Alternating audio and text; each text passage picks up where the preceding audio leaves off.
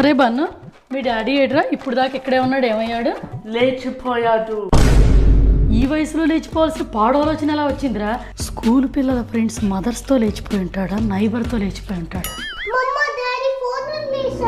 సరే ఇటీవీ ఫోన్లో ఏమేం దాచిపెట్టాడు, క్లూస్ వదిలిపెట్టి ఉంటాడు. ఏంటి లేచిపోయేది? మీ డాడీ ఏమన్నా స్కూల్కి వెళ్ళాడు అనుకుంటున్నావు? ఎగురుకుంటా వెనకమాల పడి లేచిపోద్దా. అదేంటి నువ్వు లేచిపోయావన్నాడు? ఏం మనుషులే మీరు? లేచిపోవడానికి లేచి వెళ్ళిపోవడానికి తేడా కూడా తెలియదు వాడికి. దీనికేమో మనిషి ఎక్కడికి వెళ్ళారో తెలియదు, అనవసరం. తోకలాగా అమ్మడం మాత్రం రావటమే తెలుసు. నీకేమో ఈ లేచిపోయిన హస్బెండ్ కంటే మర్చిపోయిన ఫోన్ గురించి ఆపెక్కువ. ఇదంతా నీ దిక్కుమాల తెలుగు వల్లేరా వచ్చింది. అయినా అసలు 40 ఏళ్ళు వచ్చినాక మీ డాడీకి లేచిపోయే ఛాన్స్ ఉందంటావా? లేచిపోవటం అనే మాట అంటే ఎంత ఎగ్జైటింగ్గా ఉందో, కానీ ఆ ఛాన్స్ మీరు నా దాకా రాణిస్తారు అసలు? అంటే ఛాన్స్ వస్తే లేచిపోదామని థాట్ ఉందంటావంటరా?